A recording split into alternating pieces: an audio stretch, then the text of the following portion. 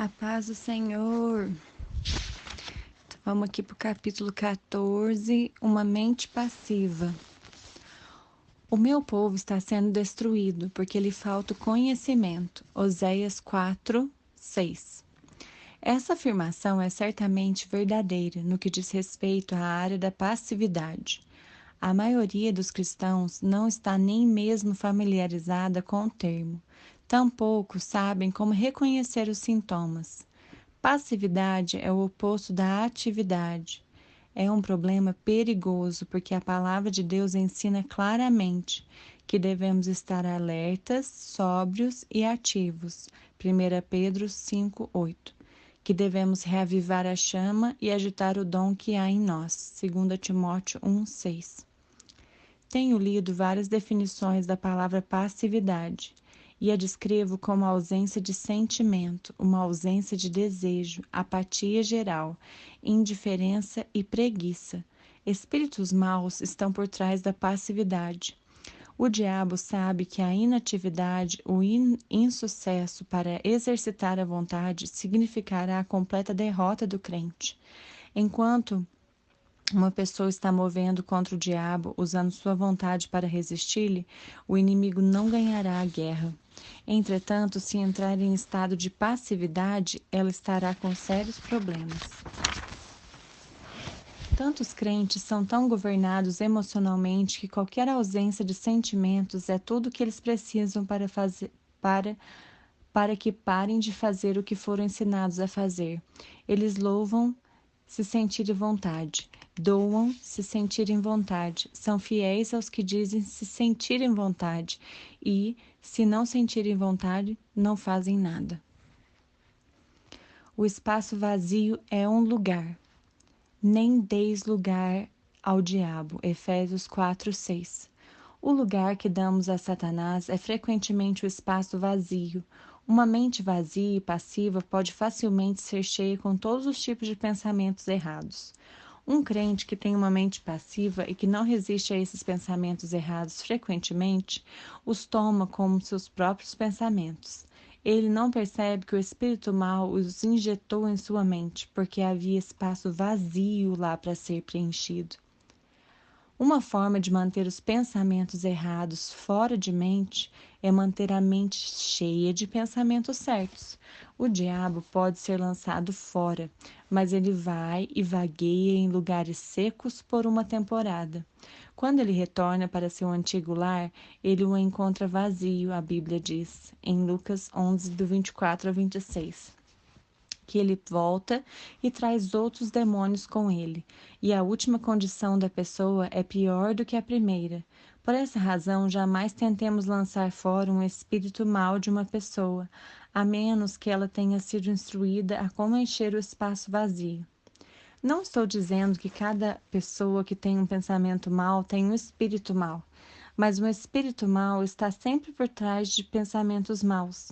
Um indivíduo pode lançar fora conceitos repetidamente, mas eles voltarão imediatamente até que ele aprenda a preencher o espaço vazio com uma forma de pensar correta. Quando o inimigo retornar, ele então não encontrará lugar naquela pessoa. Há pecados agressivos, ou pecados de execução, e há pecados passivos, que são pecados de omissão. Em outras palavras, há coisas erradas que fazemos e há coisas certas que não fazemos. Por exemplo, um relacionamento pode ser destruído por palavras irrefletidas, mas também pode ser destruído pela omissão de palavras bondosas de apreciação, que deveriam ter sido ditas, mas nunca o foram. Uma pessoa passiva pensa que não está fazendo nada errado porque ela não está fazendo nada. Confrontada com seu erro, ela dirá: eu não fiz nada. Sua análise é correta, mas seu comportamento não é. O problema surgiu precisamente porque ele não fez nada. Superando a passividade. Há alguns anos, meu marido Dave teve alguns problemas com a passividade. Havia certas coisas que ele era ativo. Ele ia trabalhar todo dia, jogava golfe aos sábados e assistia ao futebol aos domingos. Além disso, era muito difícil motivá-lo a fazer qualquer outra coisa. Se eu precisasse de um quadro pendurado na parede, poderia levar 3 ou 4 semanas para ter isso feito. Isso causava grande atrito entre nós. A mim parecia que ele fazia o que queria e que, além disso, não fazia nada. Dave amava o Senhor e, quando ele o procurou a respeito do seu problema, ele o fez observar algumas informações sobre a passividade e seus perigos. Ele descobriu que espíritos maus estavam por trás de sua inatividade. Havia certas áreas em que ele não tinha problemas, porque havia mantido sua vontade naquelas áreas, mas em outras áreas ele tinha basicamente, pela inatividade, entregue sua vontade ao inimigo. Ele era oprimido naquelas áreas e tinha se movido a um lugar onde ele não tinha qualquer desejo, qualquer eu quero, nenhuma motivação para ajudá-lo a realizar certas atividades. O estudo da palavra de Deus e a oração eram duas outras áreas na qual ele era passivo. Como eu sabia que ele não estava buscando a Deus por direcionamento, era-me difícil ouvi-lo. De qualquer forma, eu tinha um problema de rebeldia, e você pode ver como o diabo usou nossas fraquezas contra nós mesmos. Muitas pessoas estão divorciadas exatamente por causa de tais problemas. Elas realmente não entendem o que está errado. Na verdade, eu era muito agressiva. Eu estava sempre correndo na frente de Deus na carne, fazendo minhas próprias coisas e esperando que o Senhor as abençoasse.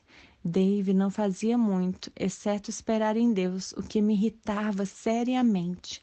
Agora nós rimos quando pensamos em como costumávamos ser. Mas naquela época não era engraçado, e se Deus não tivesse chamado nossa atenção, poderíamos ter sido mais uma daquelas estatísticas de divórcio. Dave me dizia que eu estava sempre na frente de Deus, e eu respondia dizendo que ele estava 16 quilômetros atrás de Deus. Eu era muito agressiva e Dave era muito passivo. Quando um crente está inativo em qualquer área em que ele tem capacidade ou talento, essa área particular começa a atrofiar ou torna-se imobilizada. Quanto mais tempo ele não faz nada, menos ele quer fazer. Um dos melhores exemplos é o exercício físico. Estou, no momento, em um bom programa de exercício e quanto mais me exercito, mais fácil fica. Quando comecei era muito difícil, doía cada vez que eu seguia o programa, porque eu estava inativa e passiva no que diz respeito a exercício físico por um longo tempo. Quanto mais tempo eu não fazia nada, pior ficava a minha condição física. Eu estava ficando cada vez mais fraca, dada a não utilização dos meus músculos. Dave começou a ver que eu era o seu problema. Ele estava lidando com espíritos maus que o estavam oprimindo por causa da sua inatividade de longo termo.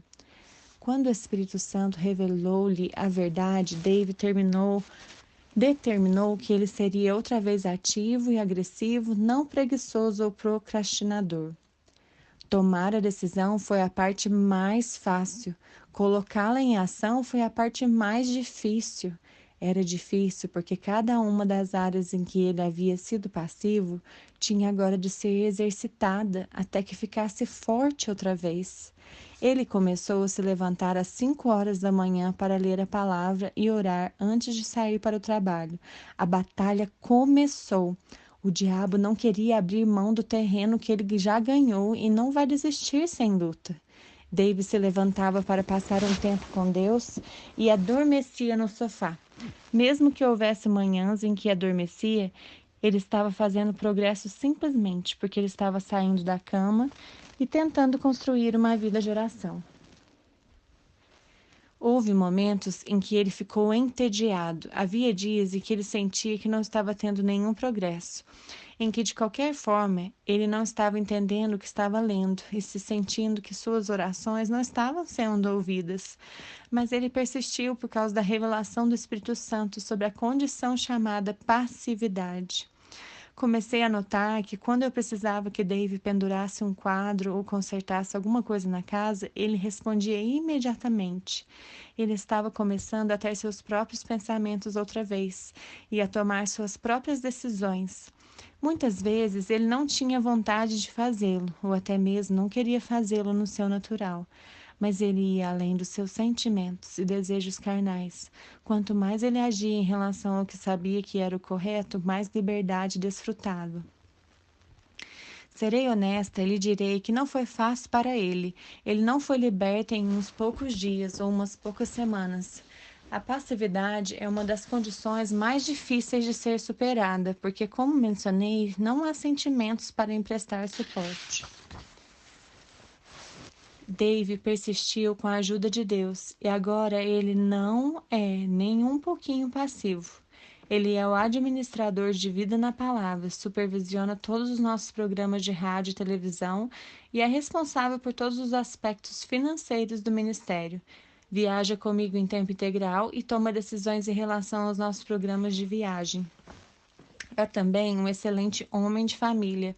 Ora e regularmente passa tempo estudando a palavra de Deus. Em resumo, ele é um homem para ser respeitado e admirado. Ele ainda joga golfe e assiste a esportes. Mas agora ele também faz outras coisas que se espera que faça. Conhecendo e vendo tudo o que ele faz, ninguém pensaria que ele já foi tão passivo como era no passado. A condição de passividade pode ser superada, mas o primeiro passo para superar a passividade nas ações é superar a passividade na mente. Dave não poderia ter progresso até que tomasse a decisão e mudasse sua maneira de pensar. Oh, Senhor, em nome de Jesus, papai, não nos deixe ser passivos, papai. Que a cada dia, papai, a gente possa usar esse dia, que é um presente do Senhor, como uma oportunidade de vencer. Deus, não dando território para nenhum mal, Deus, ocupar espaços vazios em nós. Nos encha totalmente, Espírito Santo de Deus, até que não haja nenhum espaço vazio e que tudo em nós te agrade. Em nome de Jesus. Amém.